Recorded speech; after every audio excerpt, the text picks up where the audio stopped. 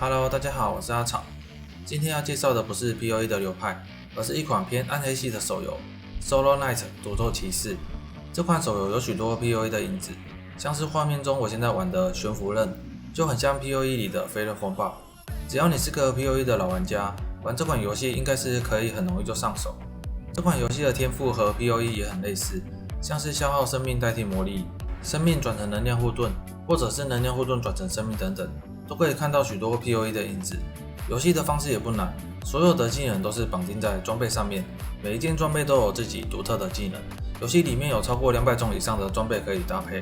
而且装备都可以插上各类的符文，就类似 PoE 里的辅助宝石一样，提高投射物的数量、穿透、分类等等，甚至变成图腾来发射投射物都可以。玩法则有点像是爬塔的游戏，就一层一层的往下打。在游戏里的角色会自动的前进打怪。你也可以操控角色闪一些网的招式，有一些网也会有独特的技能，像我在某一层就遇到会把魔力吸光的，然后我就把天赋直接改成用生命代替魔力去打，因各种的类型的网，改成各种的天赋去通关，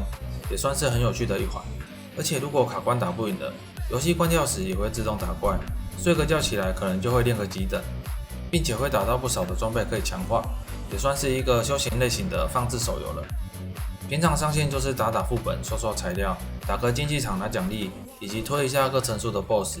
推不过时再想想天赋和装备该如何搭配。真的打不赢的话就再休息一下，挂个几天打点装备再练上来。接着就分享一下我目前在游戏里的流派。武器就是一开始提到的悬浮刃，这个技能是个常驻型的技能，只要开启后就能一直维持，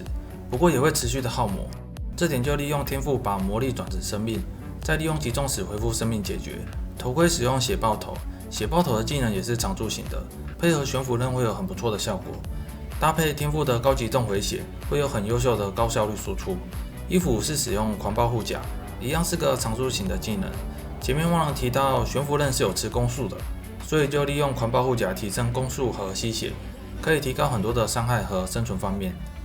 鞋子使用途径血，有点像是英雄联盟的闪现，指定怪物后可以瞬移去贴着打怪。还可以获得吸血的效果。这个鞋子在闪完的招式的时候还蛮有用的，走位闪完招之后可以直接飞去贴网，再输出一波。披风我是使用治愈披风，怕有时候血会吸不回来，或者是网的招式没有闪过需要补血，算是一个瞬间补满血的方案。整体的构造就是攻速和回血的搭配。这个游戏的天赋分成2个部分，一个是攻击方面的天赋，另一种是防御方面的天赋。我们先从防御的天赋面说起。前面我点了有护盾时减伤20%，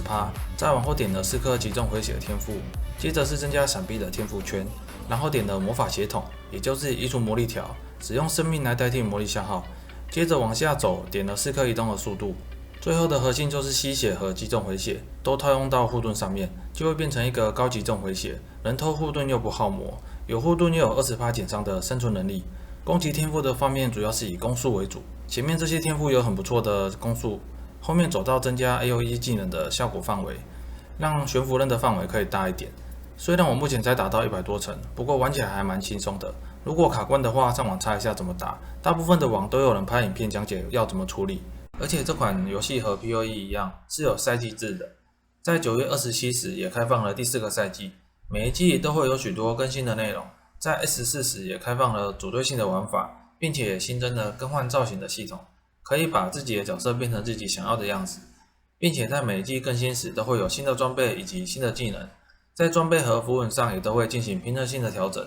详细的更新内容都可以在官网上面看到。在这个 PoE 寂寞无聊的日子里，不妨来考虑玩一下这款类似 PoE 的手游吧。我们下部影片见，拜拜。